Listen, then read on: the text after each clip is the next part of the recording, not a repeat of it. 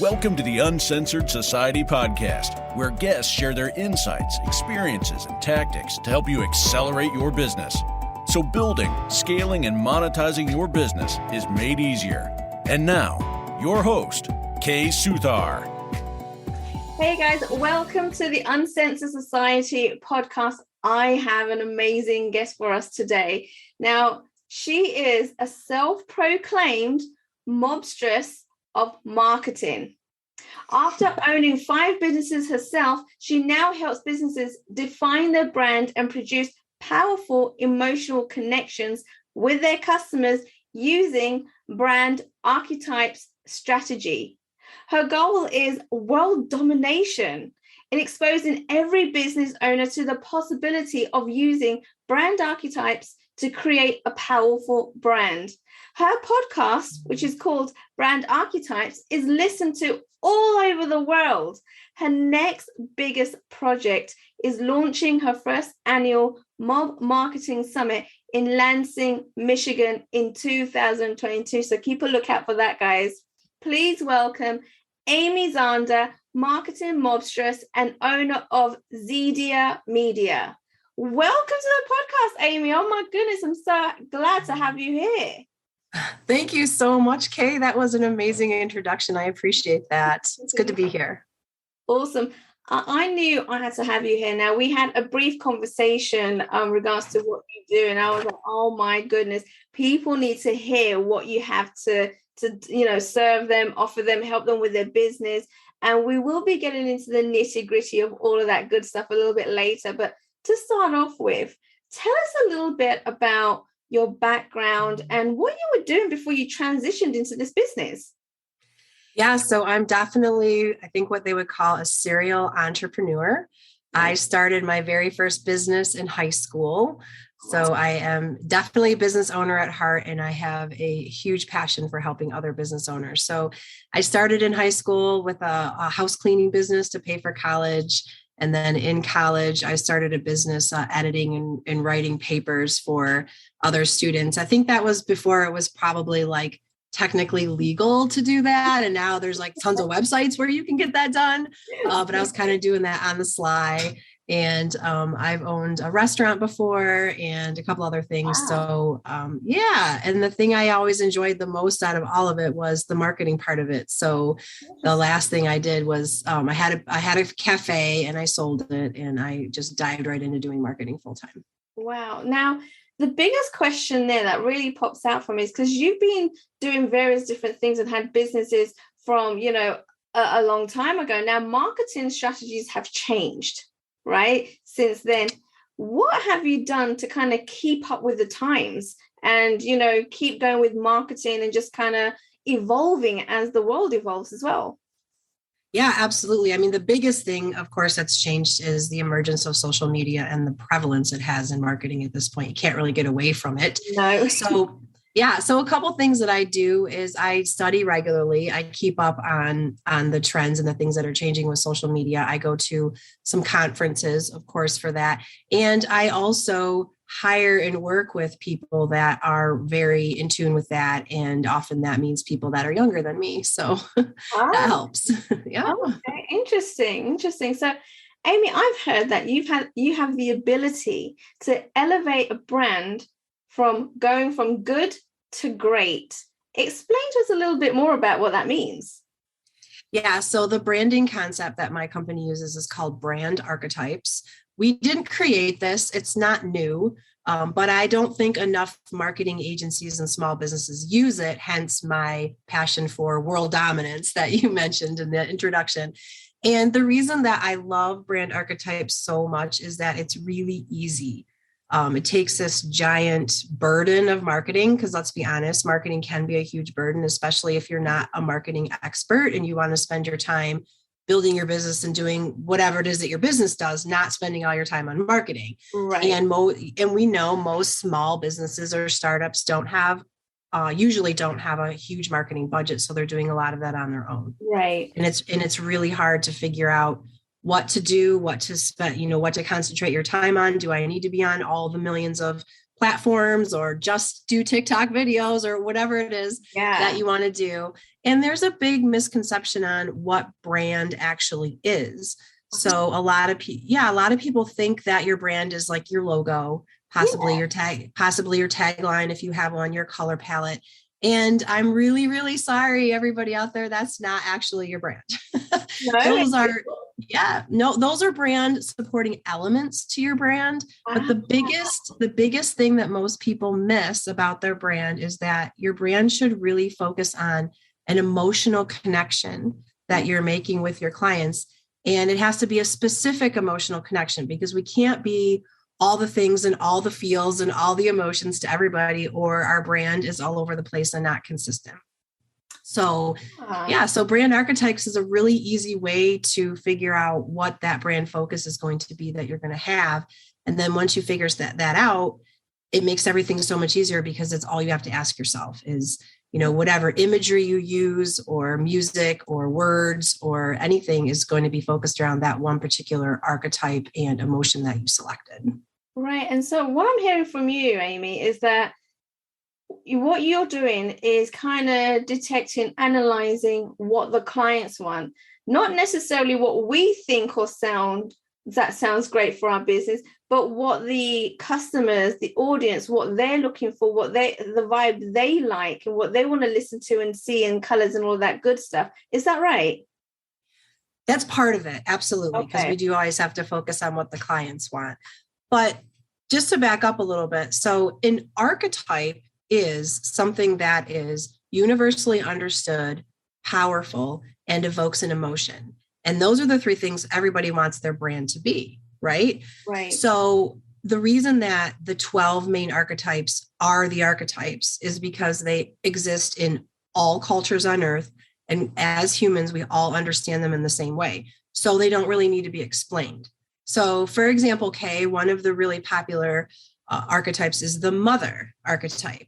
So everybody on earth understands what a mother is. We all have had one. We all know mothers. Some of us are mothers. So if I were to say to you, Kim, I'm going to put you on the spot, but give me some adjectives that immediately come to mind when you think of a mother. Comforting, safe, cooking. Nurturing. Yep. Right. Yeah. And I believe because of what an archetype is, if we asked anybody on earth in their language that question, they would have the same kinds of answers. Right. So if a company were to adopt the mother as their archetype, then all of their marketing would be focused on being nurturing, caring, supportive, high touch customer service, all those things that represent a mother. And that emotion, that comforting, nurturing feeling, that emotion is what they're trying to evoke in everything that they do, so that their customers feel taken care of.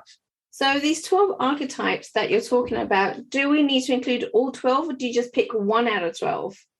You pick one, and that's the whole point. Okay. Because to make your brand very consistent and very focused, and what you want to do is create the same emotional feeling over and over and over and over again with your audience, so that they know every time they work with you or hear something from you or read something from your company, they're going to have that same emotion. One of the examples I love to use is the company Nike.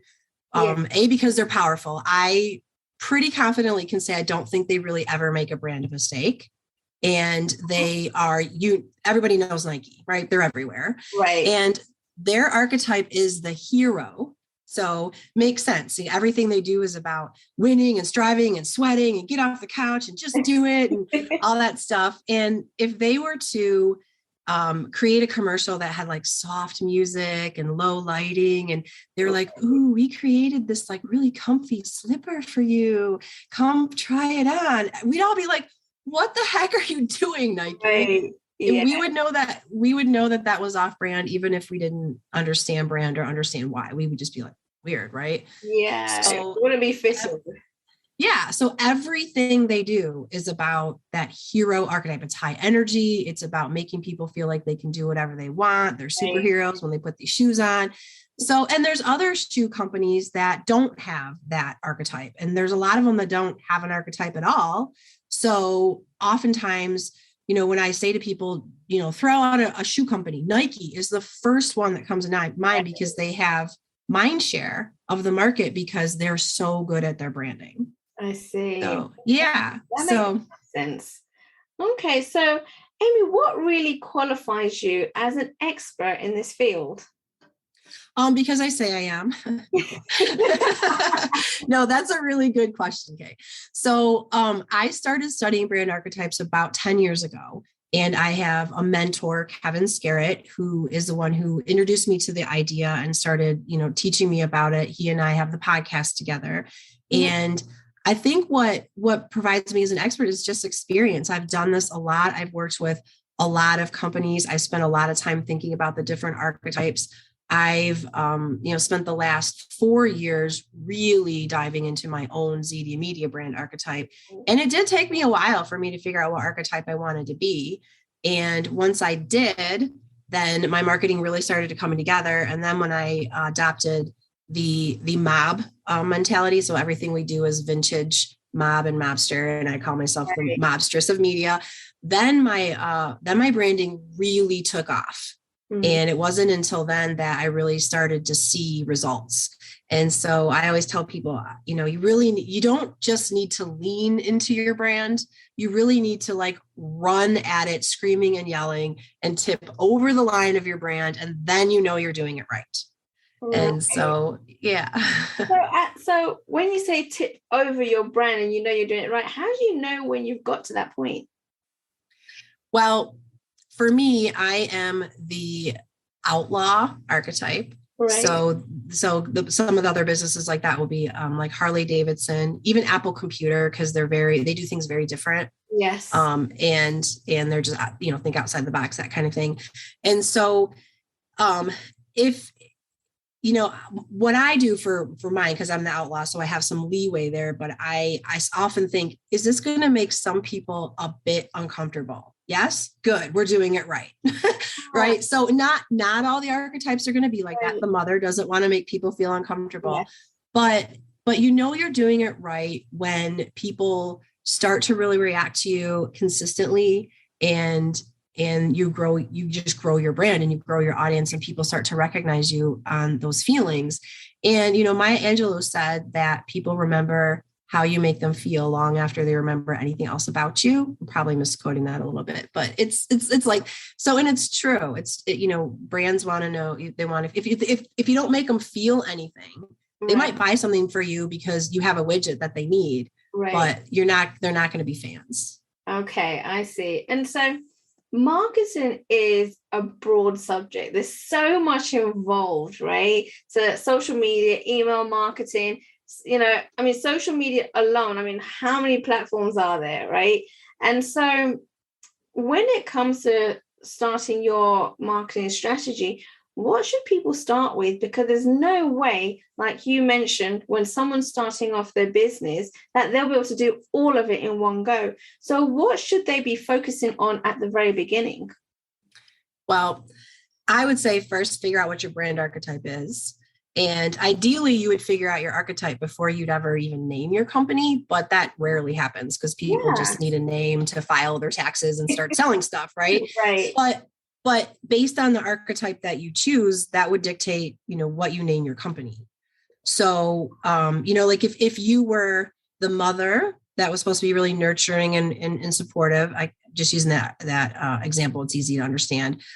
You wouldn't want a name of your company that was really complicated to say or funny or a play on words or spelt like Zeedia. For me, that's a made up word. That's not even a word, which fits with outlaw, but it wouldn't really fit with mother. And so very rarely have I ever convinced a company to change their name. It's happened a couple times, but usually, but you can also tweak your logo colors and things like that. So if you chose a really high energy archetype and your logo colors were very soft and pastel-y, you just want to tweak those colors to make them a little bit more vibrant and in tune with the archetype that you choose. So what we do, we have on our website, on the brandarchetypes.com website, we have a free questionnaire. It's about it's almost 100 questions. It's really fun to take. I always say it's like kind of like those teen magazine quizzes that we took when we were little, right? But you just take all the questions and they'll list the archetypes in order right at the end. You get it right away. We don't make you sign up for a mailing list. And yeah. And then you can click on each word and it'll take you to the page on the site that explains all about that archetype. So sometimes people will take that quiz and the first one that comes up, they're like, yep, that's it. That sounds like me. I'm going to be that. Wow. And I'm going to take that quiz. Guys, go ahead onto that website and make sure you take that quiz. It's fun. I mean, yeah, it sounds fun. That's what I'm going to be doing it. Totally. Are you able to teach a principle to our audience that they can relate to and immediately apply to their business right now? Yeah, absolutely. I can. So I would say that if you take the quiz and you figure out what archetype you are, it sounds a little intimidating, especially if this is the first time that you're hearing about archetypes. But remember, we all inherently understand what archetypes are because we're human. So, once you read all 12 of them, you will know what they are immediately. Right. And just see if one of them starts resonating with you. And chances are you're already doing some of your marketing in alignment with one or two of these archetypes, just because that's kind of natural. Right. But see how much more you can do it. Like if you can just be more consistent. So for example, just use the mother again. Let's say we're going to be like, okay, we're going to be the mother. So let's look at the last 5 social media posts that you did and say to yourself, well, if I'm going to be the mother, which means, all these things, then were these 5 posts mother? Could I have used a better image that would have represented this feeling? Could I have used better words and things like that? Because it's all about consistency. You can't do like one funny post, then one serious post, then a brochure that has all these facts and figures and stats, which is a whole nother emotion. Wow. That's often what people do because they don't really understand their brand or they're not marketing experts. I was going to say, I see that all the time though. So you would just expect, okay, that's the way you build your brand. So people are doing it completely wrong. That's why they need you, Amy. That's why they need to come to you and find out how to do it the right way, right? Yeah. So, okay, awesome. Do you have maybe a few success stories that you could share with the audience today? I do. So I work with a roofing company in the Michigan area, and they went through the brand archetype process. So the first step is taking that quiz. And usually when you have a group of people, we have them all take the quiz separately and then we compare their answers. And they're usually all over the place because their brand has been all over the place, right? So then that's the first step. And then the second step is what we call a brand discovery session. It takes about 2 hours. We can do it in person or virtually. And I walk them through a massive brainstorming session where we throw all kinds of words on the board. We categorize them, color code them, move them around, do all this fun stuff. And at the end, almost every time, the archetype will reveal itself. And people will say to me like, well, if I'm in this industry or that industry, what archetype should I be? And my answer is always, I'm not going to tell you, but I will lead you to it. Right. Okay. So that's what I did with this company. And they were fairly successful. They just didn't have a solid brand at all. They were just a roofing company. Wow. And so we got all these roofing guys in the room. There's a couple women in there too, office woman and a salesperson, but it was mostly these roofing guys, typical roofing guys. And they were really on board, which was cool. I didn't have to convince anybody that this was important. They were all on board. And I sometimes walk into these sessions with an idea of what I think that they might choose, but they chose the magician archetype. Ooh. And I was so excited because that's not typical for their industry. Wow. And so we talked a lot about, because they magically transform a house, right? Wow. And you get a new roof or new windows and that kind of thing. And so that's the marketing thing. So I've worked with them for 3 years now. And every year that I've been working with them and doing this marketing, they have doubled or more their business. Oh my goodness. And so they're like a $5 million company now. And it's really, they have lots of followers and we put all kinds of fun, magical content out there. And it's not all about roofing. A lot of it's just about home maintenance and stuff like that. But I'm so proud of them because every one of those people on that team has adopted this. And they talk about how they're magically going to transform your house, and they use all the right words. And it's just really, the team really embraced it, and it was easy for them because they understood what a magician is. And I'm really proud of them. It's a good story. Oh, amazing. Oh, I like that. And magician, oh my God, that is funny because it is fitting for what they do, but at the same time, it's true. You wouldn't actually put magician and, roof workers together. Right. That was pretty cool, actually. Yeah. Interesting. All right. So, Amy, if people wanted to find out a little bit more about you, where would they go? How can they, if they want to hire you, where would they go to contact you? And what would the process be? Yeah, so you can go to ZeediaMedia.com, which is ZeeDia media.com, or just brandarchetypes.com. Those are both my websites. If you go to Zeedia first, there's a link to the other one. But Zeedia just has all of our other marketing services that we provide, but the brand archetypes one is specifically about brand archetypes. And the first step is to take that quiz. And then if you, and like I said earlier, if you have a team of people, or I often say to solopreneurs or people that kind of work independently, it's always nice to get other people's perspectives. So if you have a spouse, a partner, a best friend, a mom, a couple clients, somebody who knows your business really well, ask them to take it too on your behalf, just to see what they're thinking. And then, you'll get your results. And if you're kind of wavering or you don't really like it, and you don't have to pick the first one that pops up, it's not set in stone or anything, then that discovery session, or just get a hold of me and we can have a conversation about it. Because sometimes people they're like wavering between two archetypes. Well, can I be two? And my answer is like, yeah, but no. So you can be two. You can kind of merge two. But what you want is you want to have one that's always dominant and one that's always like a subtext. Okay. So like say you wanted to be a mom, but you were pretty funny. So you want to be like that funny mom. Right. So you be mom first, gesture second. Right. And then another thing that people always ask me, they'll say, so I am this kind of business, or I'm in this industry. So what archetype should I be? Yeah. And that's a really awesome question. I love it when people ask me that, because it's kind of counterintuitive. So there are some industries that gravitate towards particular archetypes. So like the health industry is very predominant with the mother archetype, right? Nurses, doctors, caretaking, that kind of thing.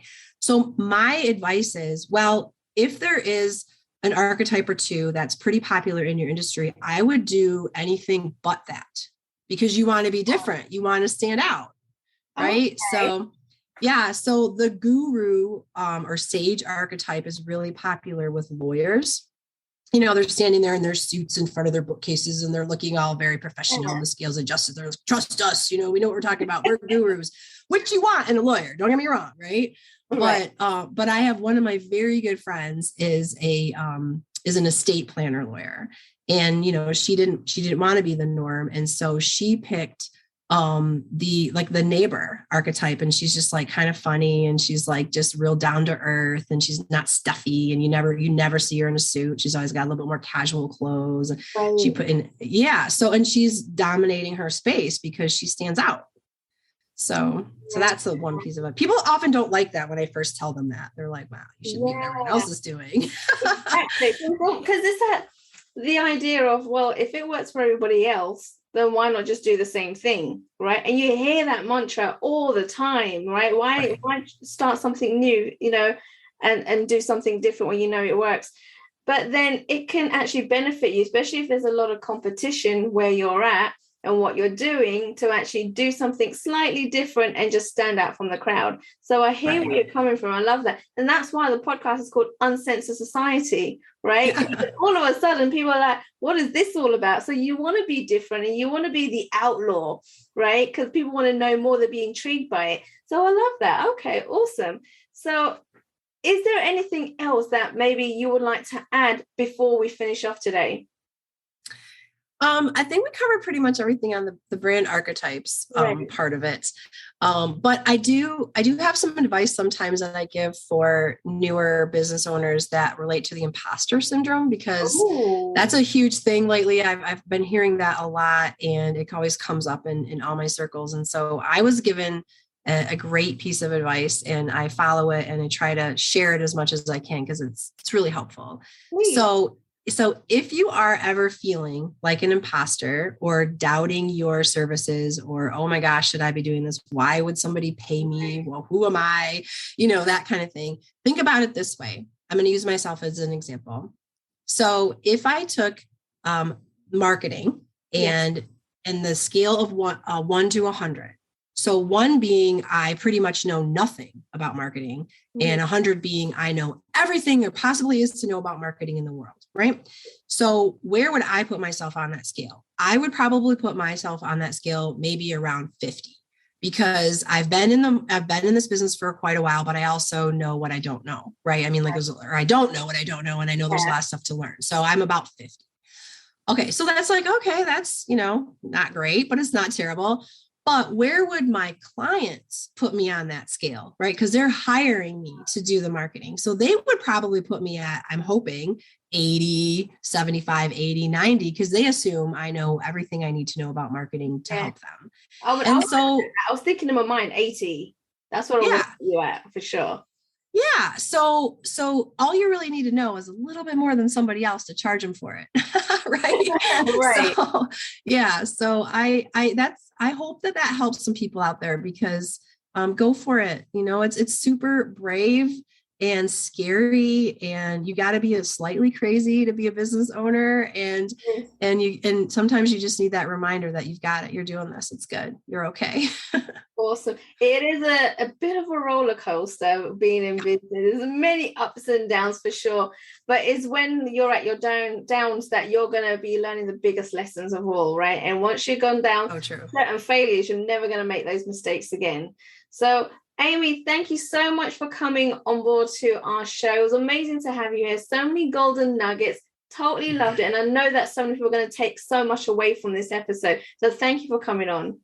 Oh, absolutely. Thank you so much for having me. And I'm excited to see the results of your archetype, even though I'm pretty sure I know what it'll be. Oh, okay. Awesome. And remember that the links and everything will be down below in the show notes. So if you've missed it, do scroll down. Make sure you go over to Amy's website, get your architect done, and then move from there. Thank you so much, Amy, once again. Thank you. Thanks for listening to the Uncensored Society podcast at www.uncensoredsocietypodcast.com. Make sure you hit that subscribe button so you can get this and every other episode that's coming out. We have lots of great stuff coming, so make sure you hit subscribe so you don't miss it. And thank you in advance for all the reviews and comments. I appreciate it so much, and I look forward to serving you in next week's episode.